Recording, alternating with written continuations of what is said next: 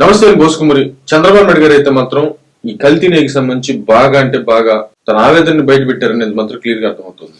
అంటే తిరుమలకి సంబంధించి ఇలాగ రావటం వైఎస్ రాజశేఖర రెడ్డి గారు ఎప్పుడైతే సీఎం గా అయ్యారో అప్పటి నుంచే తిరుమలకి సంబంధించినటువంటి వివాదాలు మొదలయ్యాయి అనేటువంటి కోణంలో ఆయన మాట్లాడుతూ అసెంబ్లీలో ఆయన ప్రస్తావించినటువంటి తీరు అందరినీ ఆకర్షించింది. దాంట్లో ఏంటంటే ఏదో పింక్ డైమండ్ అని చెప్పేసి నా మీద తోసేశారు, అది ఎక్కడో ఉంది, నా ఇంట్లో ఉంది అని చెప్పేసి మాట్లాడారు.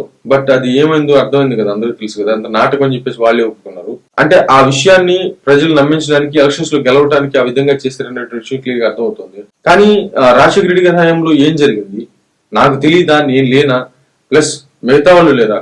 ముందు 2 కొండలని చెప్పేసి జీవో ఇచ్చాడు, ఆ తర్వాత వ్యతిరేకత రావడంతో 7 కొండలని చెప్పేసి జీవో ఇచ్చాడు, ఆ తర్వాత వ్యతిరేకత రావడంతో 7 కొండలని జీవో ఇచ్చాడు.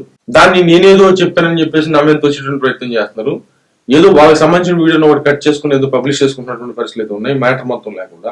అనేటువంటి విధంగా ఆయన ప్రస్తావిస్తూ ఈ పరకామణికి సంబంధించి అంటే డబ్బులు కొట్టేసినటువంటి తీరు, అదేది అంత $900 అని చెప్పేసి చాలా చీప్ గా మాట్లాడుతున్నారు. అది బాధేస్తుంది ఫస్ట్ నాకు.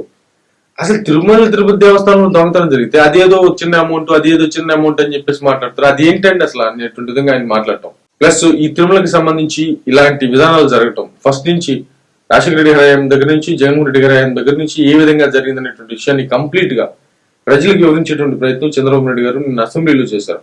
నిజంగా ఆయన ఆవేదన మొత్తాన్ని చెప్పారనేది మాత్రం క్లియర్ గా అర్థమవుతుంది. టోటల్ గా ఏంటంటే ఈ తిరుపతికి సంబంధించినటువంటి మొత్తం వ్యవహారంలో ప్రతిసారి నిజంగా మనం ఆలోచించాల్సింది కూడా, ఎందుకు ఇన్ని వివాదాలు అవుతున్నాయి, అసలు ఏంటి అసలు ఈ వివాదాలు ఎందుకు రాజకీయంగా వాడుకుంటున్నారు, ఎందుకు రాజకీయంగా దీన్ని లేవనెత్తడానికి ప్రయత్నం చేస్తున్నారు, ఇది ఖచ్చితంగా ఎవరికి అర్థం కానిటువంటి విషయం.